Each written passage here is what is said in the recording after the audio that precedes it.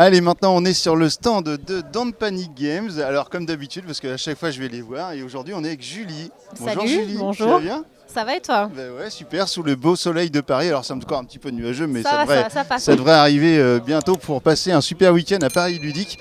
Et du coup, écoute, tu vas nous présenter quelques sorties qui vont arriver bientôt. C'est ça. Peut-être même des trucs qui sont déjà, non? Il y a peut-être des choses ou non, peut-être plus en octobre.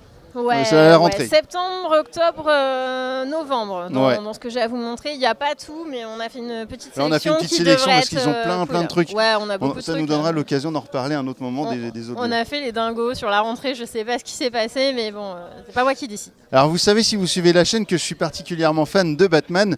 D'ailleurs, j'avais fait la vidéo sur le jeu Batman de Dark Knight, voilà, donc c'était vraiment super. Et ben là, il y a un petit jeu qui est ici. Alors je dis un petit jeu parce que c'est une petite boîte, après c'est peut-être un grand jeu. Hein. Un jeu de cartes. Ouais. Voilà, dans l'univers de Batman avec Joker. Donc là, on est plus sur les vilains, a priori. C'est ça. Alors pour le coup, c'est un jeu de Guilain qui fait partie de notre équipe, qui a aussi fait Badass Force qui vient de sortir et qui est aussi l'auteur de Not Alone. Alors Badass Force, on a fait aussi une vidéo sur la chaîne. Voilà. Hein. Vous allez pouvoir retrouver le petit lien juste au-dessus. C'est ça. Et du coup, c'est encore le talentueux Guilain qui nous a fait un super jeu. Okay. En effet, dans l'univers des méchants de Batman, alors petite info que j'ai eue hier, cette illustration a été faite pour le jeu. C'est donc une illustration originale. Donc ça, c'est assez cool. Donc pour le jeu, bon, c'est pas un grand jeu. Hein. Ouais, je veux bien. Vas-y, à deux, on va y arriver. C'est bon. Pour le jeu, donc c'est un jeu de cartes en effet. Alors, j'ai été briefée à l'instant, donc je devrais pouvoir vous donner... En fait, on est en train de piéger, c'est une caméra cachée pour piéger Julie, parce qu'en fait, je lui demande de pitcher un jeu auquel tu n'as pas joué, voilà, parce qu'en fait, Guilain, qui devait nous le pitcher, a une extinction de voix absolument dingue, et du coup, il peut pas parler. Donc, parce que je l'exploitais à la journée presse hier, donc c'est mérité, c'est ma faute. Donc, en gros, si j'ai bien compris, ça se joue à minimum 3, et en fait, on va avoir des super méchants, donc des super vilains, entre les joueurs. Donc par exemple, si on jouait à 3, entre toi et moi, il y en aurait un. Entre toi et l'autre personne, il y en aurait un. Et entre moi et l'autre personne, il y en aurait un. Qui sont face cachée. Donc on connaît ceux qui sont sur nos côtés, mais pas le troisième. Et ces super vilains vont donc avoir un effet. On a ensuite donc, le paquet de cartes. On commence chacun avec 2 cartes. Alors moi je prends Batman. Non, t'as pas le droit de prendre Batman. Si je prends Batman. Non, t'as pas le droit, parce que Batman c'est la fin du jeu. Donc on peut moi je veux Batman. Et on va avoir une pile de cartes au milieu. Et du coup, ce qu'il va falloir, c'est à la fois constituer une main qui sera comptabilisée à la fin, qui aura le plus de points. Ouais. Et aussi créer quelque part un petit pool comme ça de cartes qui vont te permettre d'activer des effets, soit pour améliorer ta main, soit pour pourrir les autres. Avec des chaînages aussi a priori, suivant les couleurs. C'est ça. Je vois pas. Par exemple, je crois bien que celles-ci peuvent aller ensemble. Voilà, donc c'est plutôt un jeu. Oui, parce que son simple. sbire. C'est ça, exactement, c'est son partenaire.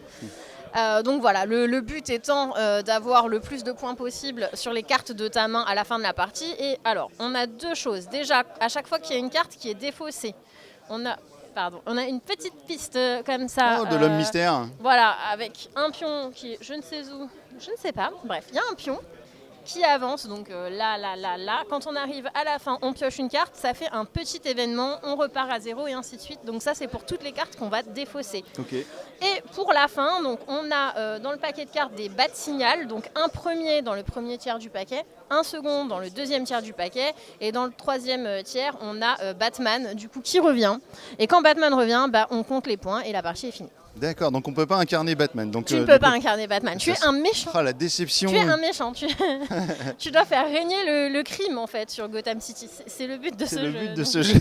Voilà, on a décidé de faire des jeux avec des méchants en ce moment. C'est vrai que vous aimez bien ça, les trucs avec des méchants, hein, notamment. Alors c'est le jeu sur lequel on va parler juste après. Vous avez développé, vous avez localisé la gamme de jeux de Steven Rhodes ou Steve Rhodes, je ne sais jamais si c'est Steven ou Steve. Steven Rhodes. Alors pas tous. Non, pas tous. On a pris la décision de sélectionner les meilleurs, en tout cas ceux que les chefs de projet chez nous préfèrent. Et du coup, le prochain qui sort, ce sera celui-ci, donc le prochain Let's Dig for Treasure. Qui est un petit jeu de type stop ou encore, qui est peut-être encore un peu plus simple dans les mécaniques que Let's Summon Demons. mais qui est quand même assez cool, somme toute. Avec des illustrations encore absolument dingues, hein, forcément. C'est ça, c'est en fait c'est toujours le même truc. Le plaisir du jeu réside dans les illustrations, sans aucun doute. Et puis dans les effets un peu cradoc quand même, qui sont assez marrants, quoi. C'est vrai qu'on avait découvert, grâce à vous, donc Let's Summon Demons, on avait fait une vidéo sur la chaîne avec le petit lien si vous voulez la voir aussi. Et puis ça nous avait beaucoup plu, donc on avait vraiment hâte de retrouver toute cette gamme-là, donc ça c'est chouette. Ouais, il a été en rupture pendant un moment, Let's Summon Demons, et là il est revenu enfin en stock, c'est pour ça qu'on a décidé de le remettre sur les tables ici. Voilà, on a refait une petite pub parce que il plaît, on a refait une petite pub. Tu serais pas normande? Bien non. Non, parce qu'on a refait sur Auvergnate. Voilà. Bon alors les Auvergnats ont les mêmes. Ça balance. Voilà, donc c'est vraiment un petit jeu classique stop ou encore. On va avoir 3 piles de cartes et on est des petits enfants qui doivent creuser dans le cimetière à la recherche d'un trésor. Voilà. Et ça on vous le fera découvrir sur la chaîne, j'en ai aucun doute. Ah oui, pour le coup, si vous voulez qu'on organise un petit concours, un petit truc sympa, il y a toujours moyen. Si vous voulez qu'on organise un petit concours, il va falloir nous le dire dans les commentaires. Voilà, vous motivez-nous. Et vous nous le dites, et puis moi je m'arrange après avec le boss. Allez, on va passer à Luminis. Alors Luminis, je crois qu'il est prévu en octobre pour le coup, donc pareil que Let's Dig for Treasure qui va sortir pour Halloween comme le précédent. Cool. Voilà. Une de mes fêtes préférées, c'est Halloween. Voilà, on fait des petits effets un peu rigolos. Donc je vais y arriver. Donc on a Luminis, c'est un jeu un peu Splendor-like, mais sans jetons. Et en fait, le but, ça va être de construire une cathédrale. Ok. Donc on a des cartes qui sont quand même vachement belles. Les cartes en fait des flèches sont toutes avec des dorures. Pardon, je parle là. Elles sont toutes en dorure, donc elles sont vraiment belles. Et en fait, en gros, les cartes vont partir de 1, 2, 3 à 4 qui est la flèche. Il va falloir construire en fait dans l'espace un peu sa cathédrale. Chacune a un coût, forcément, et chacune a une ressource qu'elle représente, mais elle permet aussi d'avoir des réductions sur le placement des cartes qui vont être en fonction du bonus adjacente, au-dessus, enfin voilà. Ok. Donc en fait forcément tu commences avec la carte 1, tu montes avec une carte 2 et est-ce qu'on a une carte 3 dans le lot? Eh bien non. Ah là, voilà. Et le but va être en fait de défausser tes cartes, de les changer, etc. pour arriver à poser ta flèche. Donc si on défausse une carte dont on n'a plus besoin, sa valeur est doublée. Donc ça, par exemple, ça représenterait 2 bleus. Okay. Et pareil, tu as les réductions du dessus. Donc c'est un jeu qui est assez simple à prendre en main. Les cartes sont belles. Enfin, après, c'est un avis subjectif, oui, mais je trouve que les cartes sont vraiment canons. Et puis finalement, on a une grosse boîte, mais si on a envie d'emmener juste le jeu de cartes dans sa poche, c'est quelque chose qui est facilement transportable, qui peut être joué. C'est accessible à tout le monde en fait. Les jeux de ce type, je crois que c'est 2-4. 2-5, pardon. 2-5. Voilà. Ouais. Ça doit être pour ça qu'il y a 5 flèches, même plus d'ailleurs.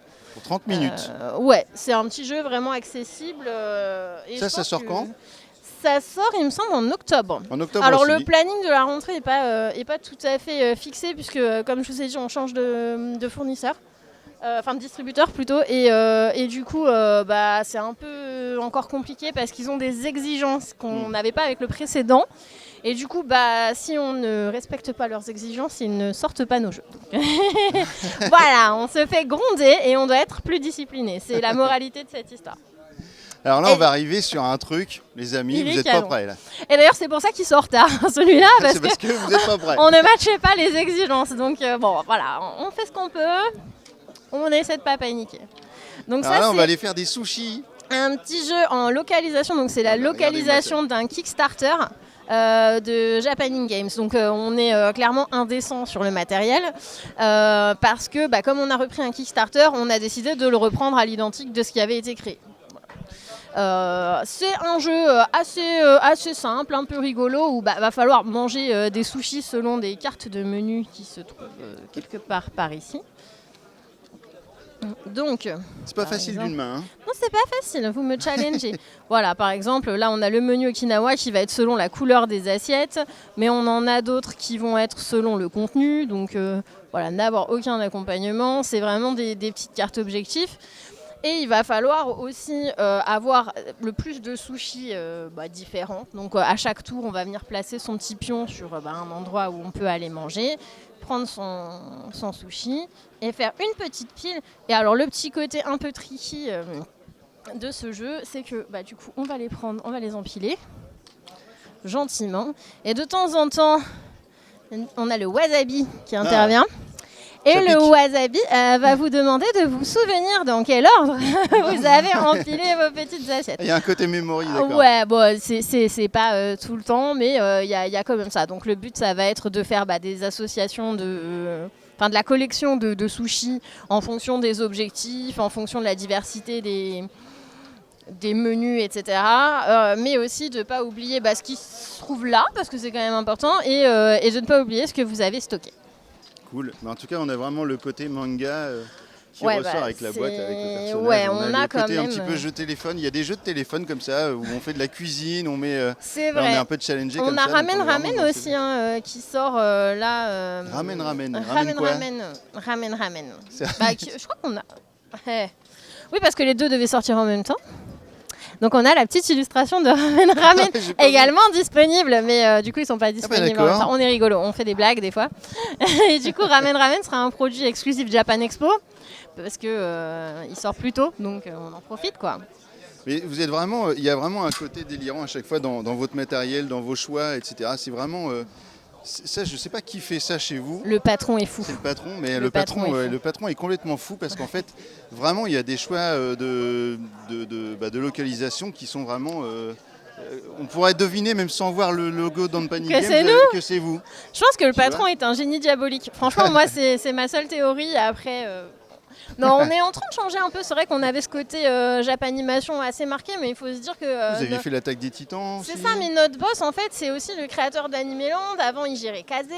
On a aussi les éditions Inis chez nous, dans les mêmes locaux. Donc forcément, on a un côté Japon qui est très présent.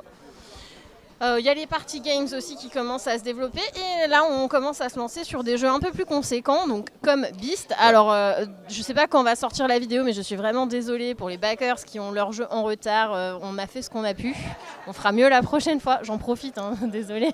Je me fais gronder tous les jours, je vous aime bien mais vous êtes quand même pas très gentils, je dois le dire. Et du coup il est là, on n'en a qu'une boîte pour montrer en vidéo, on ne le vend pas, on ne le donne pas, c'est vous les premiers, promis. Ah bon, je repars pas avec la boîte de Beast. Non, merde. Voilà. On m'aurait menti, mais le patron, pourtant, il m'a dit tout à l'heure... Le patron, il fait ce qu'il veut, mais moi, je lui envoie les backers. Non, peut-être plus tard. Quand les backers l'auront eu, peut-être tu auras ta boîte. Et puis, c'est bien normal. Ouais, je trouve ça cool aussi. Moi, j'aimerais pas à leur place.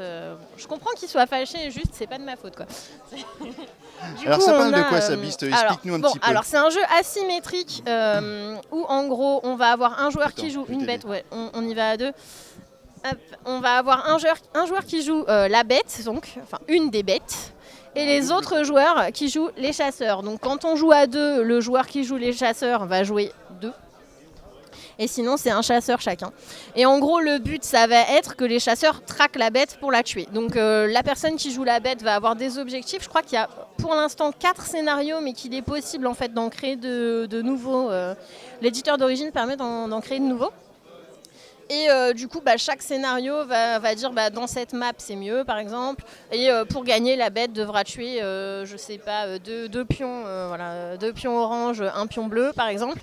Et ça se joue en 3 manches. Si à la fin de la manche, la bête n'a pas réussi à atteindre son objectif, les chasseurs ont gagné. Okay. Si les chasseurs tuent la bête, les chasseurs ont gagné. Si la bête atteint son objectif, elle a gagné. On a aussi un côté déplacement caché. Donc on a ce petit plateau là qui va permettre à la bête de suivre où elle en est. On a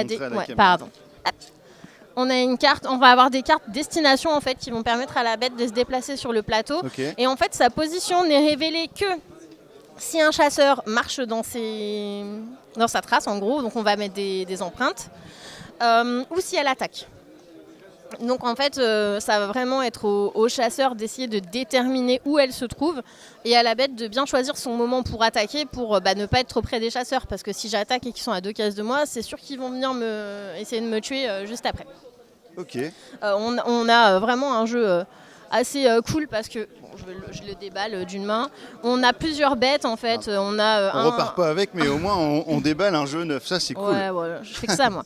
On va avoir différentes bêtes qui vont avoir elles aussi des effets différents. Par exemple, moi j'ai joué avec le loup pour l'instant, mais le loup peut générer d'autres loups qui vont aller l'aider à attaquer les moutons, etc. qu'il va y avoir sur la... Exactement. Et en fait, chacune a des effets différents. Et ce qui est cool aussi, c'est que à chaque fin de manche, si elle a atteint des micros-objectifs, elle va gagner des ressources pour pouvoir s'améliorer. En fait. Là, par exemple, si je paye 5, eh bien, en fait, on gagne les ressources au cours de la partie, mais en général, le petit bonus qui va bien, c'est quand on a réussi quand même son objectif.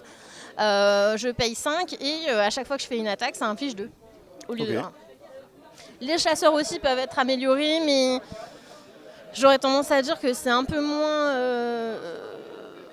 fort que la bête.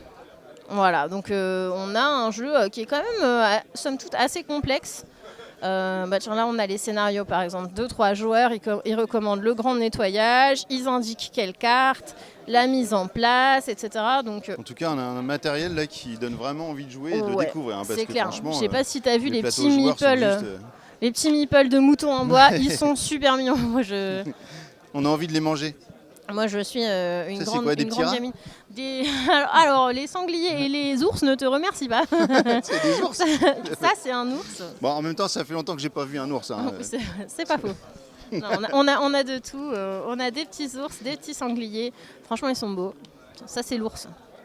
Après, si tu trouves que ça ressemble à des rats... celui-là, il ressemble un peu à un rat quand même. Faut le dire au studio Middle parce que c'est leur design, quoi. Ok.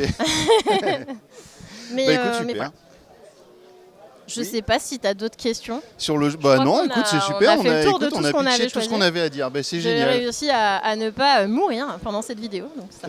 Écoute, tu t'en es très bien sorti. Je te félicite. Merci. Tu obtiens le diplôme de la vidéo du PEL 2023. Et puis, écoute, on te souhaite quand même un bon courage parce que là, tu vas enchaîner 2 jours et demi qui vont être on était déjà là ce matin à 9h, nous. Hein. Ouais, mais là, c'était tranquille. On a installé. Ouais, mais maintenant, on est là pour vous embêter. Mais on aime bien. Ouais, c'est pour ça qu'on moi, est là. C'est ce que je préfère. Je préfère ça qu'installer des tables. T'as raison. Écoute, je te remercie beaucoup, Julie. Et puis, merci on va aller découvrir d'autres stands, d'autres jeux, d'autres éditeurs. Voilà, c'est parti pour un week-end de folie. À plus tard sur un autre stand. On est maintenant avec Florent, donc commercial chez nos amis de BlackRock Games. Voilà, alors avec le vent, ça s'envole un petit peu, mais c'est vrai qu'il y a du vent sur Paris aujourd'hui. Cette année, beaucoup. Ouais. Alors le temps se maintient parce que franchement, ce matin, c'était pas très rigolo, mais là, ça y est, le soleil est là. Tiens, je me fais taper la tête par la vache. Et donc, Florent, écoute, on va découvrir 3 jeux qu'on a sélectionnés ensemble sur le stand, des choses qui sortent là. Qui sont déjà sortis, mais vraiment des nouveautés quoi. Voilà, des nouveautés. Certains qui sortent cette semaine, comme Gang of Dice qu'on va voir plus tard. Lumen est sorti il y a un petit peu plus de temps maintenant. Donc, on commence par Lumen, voilà, de Bruno Catala. De Bruno Catala et Corentin Lebras, donc qui avait aussi fait chez nous Trek 12, Trek 12, Himalaya et Amazonie. Donc là, ils ont repris un peu leur mécanique phare de Trek 12, donc à base de lancer de dés et d'inscription des chiffres sur notre petit plateau. Mais à l'inverse de jeu, là on a un plateau de jeu avec des territoires et en fait ça va être un jeu un peu de conquête et de majorité sur ce territoire. Donc c'est un jeu exclusivement 2 joueurs, on ne peut pas jouer à plus comme dans les... Voilà. Donc c'est pas proprement parler un roll and write, c'est un peu un mix de roll and write et de jeu de plateau où on va d'affrontement quoi. Donc le but ça va être de récupérer le plus de lumen en ayant la majorité du coup sur ce plateau. Voilà, donc avec plein de commandes d'action. Donc voilà, un jeu très sympa, assez tactique, mais pas trop joueur, on est sur de l'initié quoi. Voilà, c'est pas un jeu expert non plus. Alors donc on a cité Bruno Catala et Corentin Lebras, mais les illustrations également de Vincent. De Vincent Dutré, ouais, voilà. Vincent Dutré. Qui a fait pas mal de nos jeux ces derniers temps, notamment After Us, qui était sorti chez Catch Up Game, et qui va aussi faire le prochain jeu des Lumberjacks qui s'appelle The Art Project. Voilà. Alors tu voulais nous expliquer quelque chose sur la règle. Le livret de jeu a vraiment été bien pensé en termes d'ergonomie. On a, alors Attends, je sais pas regarde, si on va je voir vais- à la caméra, mais on a en fait des petits onglets qui vont nous permettre d'aller le plus vite possible à la mise en place, comment jouer et surtout au scénario, parce que c'est un jeu à scénario. En fait, il y a 7 scénarios différents, avec chaque scénario une petite variante de règles qui va venir pimenter le jeu, ce qui fait qu'on s'ennuie pas, on peut aller de scénario en scénario, sauter de l'un à l'autre, commencer par le dernier si on veut, il n'y a pas d'importance, mais voilà, on a à chaque fois des petites règles qui viennent agrémenter l'expérience de jeu. On continue avec Gang of Dice. Gang of Dice, donc jeu de dés, de prise de risque, fait par Monsieur Knizia, du coup, qui nous Rainer Knizia, ben oui. Rainer Knizia, qui nous vient d'Allemagne. Donc là, en fait, on va devoir lancer des dés, prendre des risques et essayer de faire le plus haut chiffre, sans se faire sauter sur des petits pièges qui sont sur des pièges qui vont être désamorcés en fait, et qui vont s'amorcer si on fait certaines combinaisons de dés. Donc voilà, prise de risque. C'est très fun, ça se joue très vite et celui qui a le plus de dés à la fin de la partie remporte la partie. Donc Rainer Knizia, qui est aussi l'auteur de Eldorado qu'on avait évoqué sur la chaîne.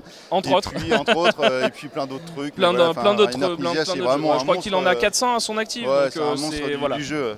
C'est un autre monsieur Catala. C'est ça, mais outre-Rhin du coup. Ouais, c'est ça. Et puis le petit dernier, donc Mind Up. Alors je dis le petit dernier parce que c'est une petite boîte, du coup des petites cartes. Qu'est-ce que tu peux nous raconter là-dessus? Mind Up, donc du coup c'est de Maxime Rambourg, Ouais. qui avait fait avec Théo Rivière The Loop notamment, Ouais. et aussi qui avait fait dans ses premiers jeux, il y avait Arena for the Gods chez Yellow et aussi Big Book of Madness. Donc là il revient avec un tout petit jeu, un tout petit format, Ouais. illustré par Christine Alcouf et édité par Catch Up Game. Donc c'est un jeu hyper simple et très très malin. On est dans un jeu où on va jouer des cartes tous en même temps et on va devoir essayer d'attraper des cartes de couleurs différentes pour essayer de faire le plus de points. Ça se joue en 3 manches, à chaque fin de manche on repioche une carte et on reprend les cartes qui ont été posées devant soi. Donc il y a aussi un côté un peu calculatoire de je vais poser une carte, mais je sais que celle que je vais prendre au milieu de la table elle va me revenir à la manche d'après. Je vais essayer de construire mon paquet pour avoir le plus de points, mais il faut aussi que je fasse attention à cette manche aussi pour faire le plus de points. Voilà. C'est vraiment pas compliqué, les règles sont expliquées en 2 minutes, mais ça fonctionne vraiment très bien, quoi. Ok, et écoutez, ça fait partie, donc trois jeux qui font partie de la... Alors c'est qu'une petite ébauche de la gamme de jeux, des nouveautés chez BlackRock Games. Évidemment, on ne peut pas montrer tout le catalogue, mais ça permet de parler un petit peu de quelques jeux et les mettre en avant. Écoute, merci Florent. Merci à vous d'être passé. Et puis, avec grand plaisir. On va espérer que le temps se maintienne et qu'il n'y ait pas trop de vent. Parce que là, actuellement, les cailloux sont posés un peu sur tous les paquets de cartes. Alors, il est libre, on peut en parler quand même 2 secondes. Ah bah allez, oui. il est Ça, libre. c'est... toujours, je disais, on fait pas trop de jeux d'ambiance, donc forcément, mais en fait, on va quand même en parler parce que c'est aussi des gens qu'on aime bien, donc Théo toujours Rivière. Corentin Lebras et Théo Rivière, du coup. Enfin, Théo Rivière, on l'a pas encore vu, mais Corentin Lebras qui était sur l'humaine. Alors là, on est sur un pur jeu d'ambiance. On va poser des dilemmes, c'est-à-dire qu'on va donner à un joueur une carte avec un pouvoir, un super pouvoir, qui peut être, par exemple, comme on le voit là. Tu peux choisir le temps qu'il fait, mais dès que tu pètes, tu saignes du nez. Voilà, donc le joueur a devant lui un super pouvoir et un malus. On peut peut-être s'en faire un ou deux, non? On peut s'en faire un ou deux, il y en a vraiment, il y en a même plus qu'un ou deux, il y en a vraiment beaucoup. Donc là on a la carte bonus, donc par exemple, dès que tu es à 4 pattes, tu peux passer à travers les murs. Vachement bien. C'est quand même vachement mais, ouais, pas de bol. Coup, alors je retombe sur dès que tu pètes, tu saignes du nez. C'est vraiment le hasard, mais... Dès que tu... Bon, alors attends, sinon je vais te bannir sur YouTube, c'est pas bon. C'est un jeu plus 16, hein, donc... Bon, dès que tu jouis, tu hurles des mots allemands. Voilà. Donc on peut passer à travers les murs, mais dès qu'on joue, on hurle les mots allemands. Et donc la personne qui a ça devant lui, on va essayer de deviner s'il accepte ou pas son super pouvoir. Donc on va mettre les mains au milieu et on va se dire oui ou non. Le but étant de trouver s'il accepte ou pas, quoi. Alors tu peux librement communiquer avec les morts, ou dès que tu te réveilles, parce que c'est pas où c'est, mais un de tes membres est devenu complètement mou pour toute la journée. Bon, ce qui peut ne pas être pratique. Ouais, ça peut être un peu compliqué pour marcher des fois. Voilà. Donc, ça. Du coup, en fait, c'est un jeu qui va amener à des discussions, dire mais non, mais attends, mais c'est super fort et tout. Parce qu'il y a forcément des bonus qui sont hyper forts, des malus qui sont hyper pas trop encombrants. Et donc voilà, donc on est vraiment sur un jeu rigolo d'apéro, et on va boire 12 verres avec ça autour de nous et ça va être très sympa. Donc ça c'est Fucking Dilemme, donc c'était Corentin Lebras et Théo Rivière. Il fallait au moins être 2 pour... Alors il y en a un qui a trouvé les bonus, l'autre est malus, non? C'est-à-dire, je sais pas. C'est vrai que mais ils ont fait beaucoup de cartes, donc je pense qu'ils ont beaucoup travaillé dessus. Alors d'ailleurs, vous pouvez retrouver, pendant que j'y pense et pendant qu'on en parle, vous pouvez retrouver le podcast, parce qu'on a un podcast maintenant, si tu joues ou pas. D'accord, ok, voilà. Bah super. Et c'est ma Catwoman qui est derrière la caméra tout de suite, qui s'occupe de ça. Et notamment, vous allez retrouver, vous allez retrouver, parce que quand je vais sortir la vidéo, ce sera donc plus tard le podcast avec Théo Rivière, justement. Donc, d'accord, voilà. ok. C'est parfait, il a dû sûrement parler de fucking Dilemma aussi en même temps. Oui, puis et en plus, même à la fin de la vidéo, il y aura même une petite surprise, ça je le sais. Donc, voilà. D'accord. Pas à la fin de la vidéo, à la fin du podcast. À la fin du pas, oui. Merci Florent. Merci. C'était un plaisir d'être avec toi. Et puis écoute, bonne journée, bon pari ludique. Et puis merci. On continue sur un autre stand, c'est parti. Au revoir. Voilà les amis, on va terminer le pari ludique parce qu'à un moment donné, il faut bien s'en aller retourner à la maison. Et comment finir mieux qu'avec Cédric, mon capitaine? Mon capitaine, je suis prêt. Vous avez vu, j'ai le petit chapeau de marin. Je suis prêt pour embarquer, il n'y a pas de problème. T'es parfait David, tu viens quand tu veux. Alors voilà, capitaine Meeple, si vous suivez la chaîne, forcément vous avez déjà vu Cédric à Rouen il y a au moins 1 an et demi, 2 ans. Ouais. On s'est vu là l'année dernière. On a fait la vidéo de Onboard qui est là. Alors d'ailleurs, j'en profite parce que Onboard est sélectionné pour la finale de Coupe de France des duellistes. Enfin non, il n'est pas sélectionné, il faut aider. Ouais, voilà. on veut passer en finale. Voilà, donc là on est en 2000. Passer en finale. Donc en fait vous allez sur Facebook, parce que moi j'ai voté, donc j'ai voté sur Facebook, et vous allez voter pour Onboard si ce jeu vous plaît, mais si vous ne le connaissez pas, forcément vous recherchez la Coupe de France des ludistes, il y a actuellement 3 duels, et donc les 3 vainqueurs des duels iront en finale pour une battle finale qui permettra de déterminer quels sont les 3 premiers, or, argent et bronze, meilleur jeu exclusivement de joueurs, c'est ça qui est intéressant, c'est ça. De l'année 2022. Alors quand j'ai voté, moi c'était bien parti déjà. Hein. Ouais, mais il y avait un petit écart intéressant, c'était bien. On a une communauté qui nous suit beaucoup et puis Onboard c'est quand même un bon jeu. Donc, oui, c'est un bon jeu, fait par une équipe incroyable. Et alors juste pour ceux qui ne se rappelleraient pas, parce qu'on l'avait déjà évoqué, mais Onboard ça s'appelait Bienvenue à bord, c'était un jeu qui avait été fait vraiment exprès pour une croisière pour 300 passagers je crois. Ouais c'est ça, 250. 250 passagers et du coup c'est devenu Onboard tellement ce jeu a eu un succès. Ouais, alors après tellement je sais pas, mais effectivement comme en festival il était super bien accueilli, les gens voulaient l'acheter et donc ils nous ont un peu mis la pression et au bout de 3 ans on a lâché l'affaire et on leur a dit ok. Bon. Donc on en a fait une version commerciale qui est sortie en avril 2022. En avril 2022 et je sais pas si tu as récupéré tous les tickets d'or. Non. Il y a encore des tickets d'or. Il y a encore 2 tickets d'or qui sont valables pour n'importe quelle prochaine croisière. Nous on aurait espéré qu'ils soient tous gagnés pour la 2022. Et la bonne nouvelle c'est qu'on a enfin un ticket qui a été gagné le 28 décembre par Sophia dans la boutique Sortilège d'Angers. Super. Donc merci à Sortilège Angers d'avoir vendu du Onboard. Et petite dédicace à tous ceux qui auraient un Onboard dans leur pile de la honte. Peut-être que vous avez un golden ticket qui dort, donc ouvrez vos boîtes et jouez à Onboard. C'est ça, si votre boîte n'est pas ouverte, au moins ouvrez-la et regardez si vous avez, parce que c'est vrai que c'est quand même, alors au-delà d'être un capitaine, c'est le Willy Wonka de la croisière, hein. Il vous offre une croisière via un ticket d'or. Alors juste pour finir comme ça, la croisière, donc c'est bientôt, ça démarre le début le 23 septembre. Ouais, 23 septembre 2023. Vous pouvez faire du 23 au 25 et sinon après du 23, je te laisse expliquer. Ouais, alors effectivement, cette année on a un format un peu spécial parce qu'on est sur un bateau qui est affrété pendant la Coupe du Monde de rugby par un partenaire qui va l'avoir pendant 5 semaines et qui nous a proposé de localiser la croisière jeu sur son bateau. Les pics de la Norvégienne.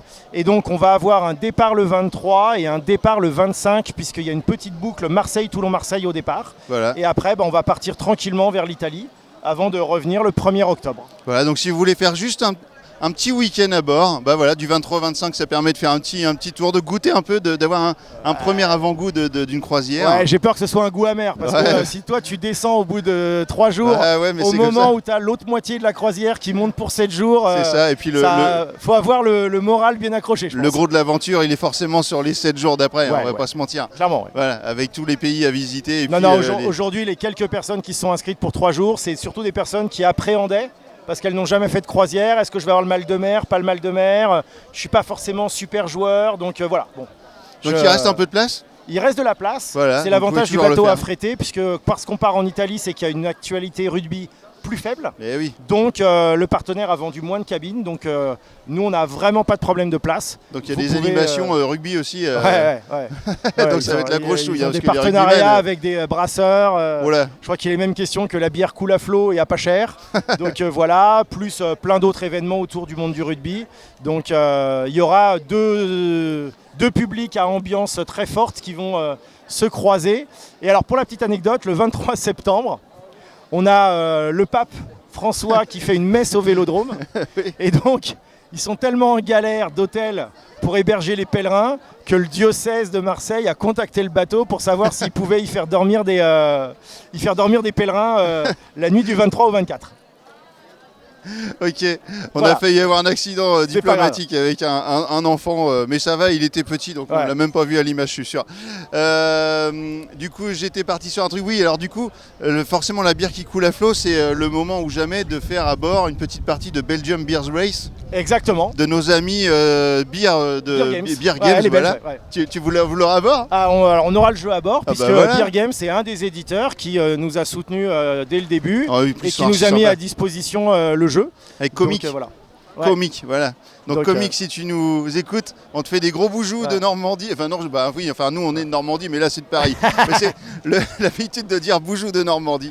Bah écoute, on fait un petit tu joues quoi, ensemble joues? Non, tu joues ou quoi? Pas à quoi tu joues? Bah voyons, tu connais toujours pas le nom de la chaîne après tant de temps.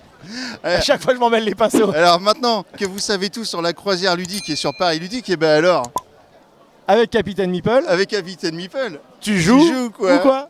Merci.